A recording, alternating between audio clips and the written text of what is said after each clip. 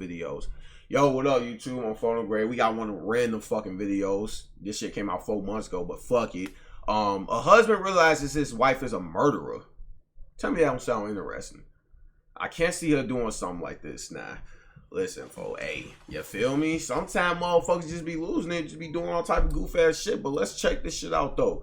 Let's see this nigga realize his wife is the murderer and just be in denial and shit. I can't see her doing something like that. She's super intelligent. I can't.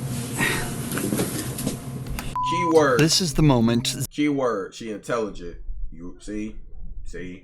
Exactly. Zach realized his wife, Ashley, was a secret murderer. Police found Taylor Wright, a friend of his wife, lying dead on his property. Police suspect Ashley was the murderer, but Zach refuses to believe it. Little did he know, he was about to get the shock of his life in the interrogation room. Can you tell me how you came to know Taylor? Through working PI cases. Right. Okay. She'd come over to our house every now and then. She met my wife. They became friends. Did you guys ever have a falling out or? Never. From doing this job for so long, I would just pick up little lies from her. Just stuff just didn't start seeming right. She would disappear for days. You couldn't get her on the phone. Greg and I would try to call her. You couldn't get her on the phone. Taylor had been known to go missing for days at a time, but this time was different. She hadn't been seen for over a month before she was found. Early on, cops believed her disappearance was nothing out of the ordinary, but she'd left everything at home, and what little texts she sent to her friends were in language she wouldn't normally use. I mean, I'm sure now you've read the news and everything. Yeah. You kind of know the date that we're talking about. Have you had a chance to go back and pinpoint where you were on the 8th of September? It's very, I can't remember, but I'm trying to do the very best I can so I could tell y'all the best I can. I went to the bank yesterday to pull my statement. I know I ate lunch at the seafood place at 9 Mile in Pine Forest. I ate there. And I remember eating by myself, and I remember Ash not being able to make it because she was tied up with work.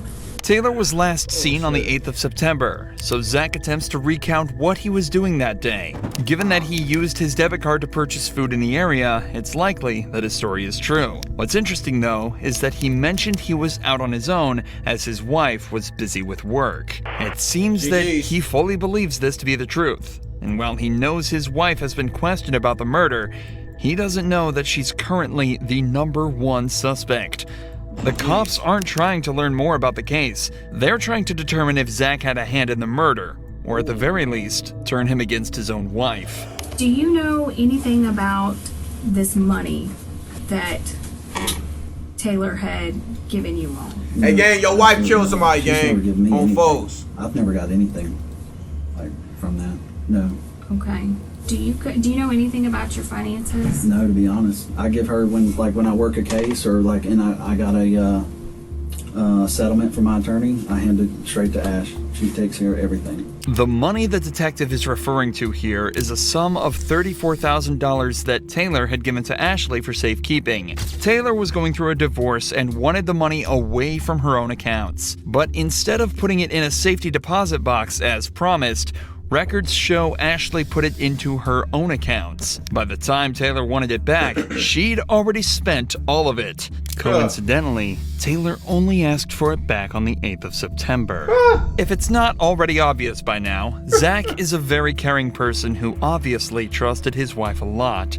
So far, he's provided solid answers to where he was when Taylor disappeared and his involvement. Hey, you be surprised a lot of niggas be trusting they bitches and then it be like, oh no, she an angel, and they come out, they do some freaky ass shit like this.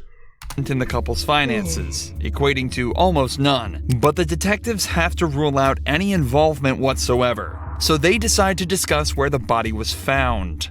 The property up on Britt Road, and that's owned by her aunt and uncle. Have you ever been out there? Yeah. When's the last time you think you were out there?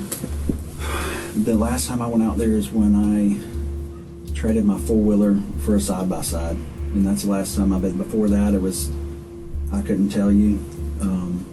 But when was that? A couple months back.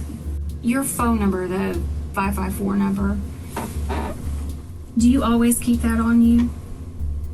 Yeah, I reckon. Do you ever loan it out to Tired? anybody? No. I'm tired 24/7, Mom. Would you No. ever loan it to anybody? Tired Or 24/7. do you remember Ashley I ever am, though. using it, Oh, how you doing though? taking it Hold with on. her? Get the fuck out that job. If you want to know what we watch, if you confused, you feel me? A husband realizes his wife is a murderer. On phone them. Yeah, on phone them. You talking about my tag? Hey, I know you tag. If you ever get lost or stolen or anything and get replaced. I've been up since like 6 or 7.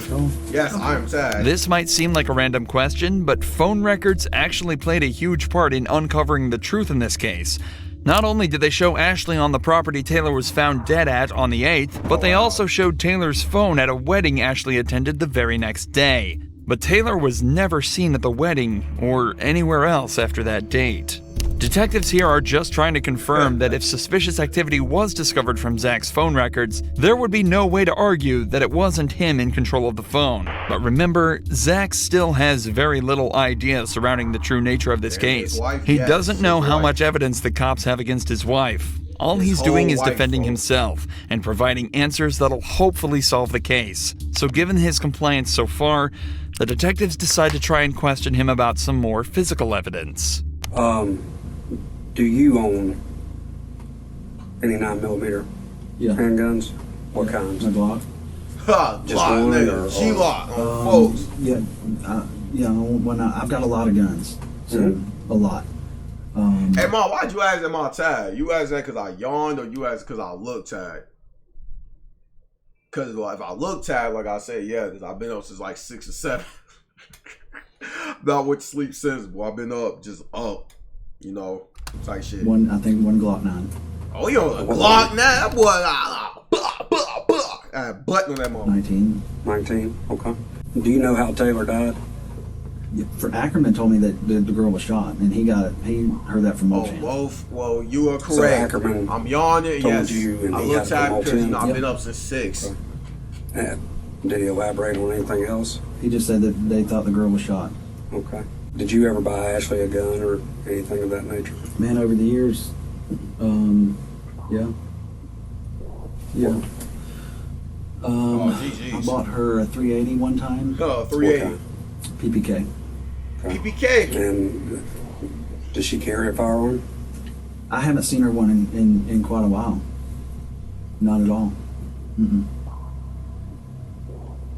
Do you own a 38 I- airweight? 38, Yes. baby.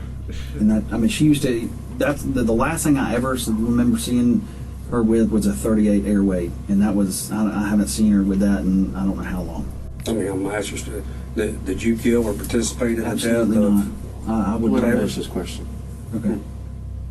What ahead? Did you kill or participate, or do you have any knowledge? Zero, Jason. Absolutely none. I don't want to be nowhere near it. No, nothing involved with it. Nothing. I know nothing about it. The detectives are now trying to ramp up the pressure Hey, slightly. Mom, what you currently doing right now? Zach has seemed extremely comfortable up to this point, and they're likely just trying to test whether that's because of the more casual nature of the interview so far, or if it's because he genuinely is innocent. However, Zach stays calm, and his body language confirms this. As the pressure mounts, Zach doesn't lean back, cross his arms, or really become closed off in any way as a guilty person may. Instead, he leans forward, maintains eye contact, and his statements are clear and concise. His posture here is one of confidence and cooperation. His feet are flat on the ground, and he's leaning towards the detectives, proving that he feels Right, safe he's not around on them, some way. and that he's got nothing to hide. In fact, this is just one of 2 different positions Zach has assumed throughout the interrogation. The other being a more casual, upright position with his hands and legs open. Zach is doing everything he can to appear innocent, and yet the pressure continues to mount. What do you think happened to Taylor? I couldn't tell you, Jason. I mean, I don't know. I don't know. I mean, nobody deserves to ever get anything happen to them like that whatsoever. I don't know, buddy. Some niggas. I don't know what happened to her. And, I'm asking you, as this investigation continues, whether it's text, phone records, computers, financials, is there going to be anything that hems you up or ties you to absolutely that? nothing. Well, and not just being involved in the actual murder, but as far as, you know, afterwards. Helping conceal. If any person in this world was like, hey, Zach, come help me do something, I would run from that mother as fast as I could. I mean, just, hell, it's all over the news. Yeah. You've read it. Yeah, I've read Right. it, and And I mean, trying to swallow it and figure it out. I mean, it's like, it's terrible. but you've read it, so you know at least some of the details. Just based upon that and your knowledge of the job that we do and the job that you used to do, what's your thought? Feelings aside, Just logically. I can't see her doing something like that. I mean, she's super intelligent. That's You know, why. she's got a criminal. I mean, master's degree. yeah, or is it master's or I don't know, one of the two. And that's just sloppy. I mean, that's sloppy. I can't see her doing that. There's obviously a lot going on in Zach's head right now. He obviously doesn't want to believe his wife killed someone, but Rightfully his so. years of experience as a PI, coupled with all the evidence against his wife, logically have to be convincing him otherwise. Not only were there the bank statements and the cell phone records, but Ashley was even caught on camera at a hardware store Jeez. purchasing the exact same type of cement that was used to fill Taylor's grave. At this point, though, the detectives have seen all they need to.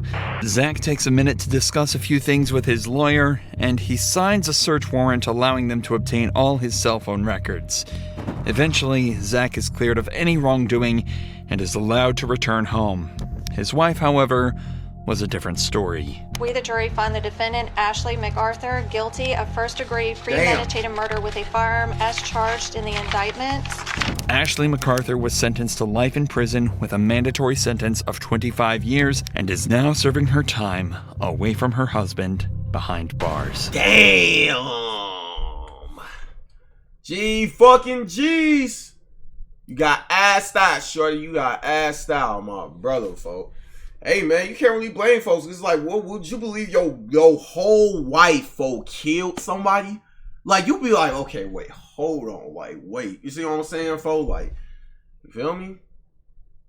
But, you know, yeah, what it is, though, folks. Love you a little bit.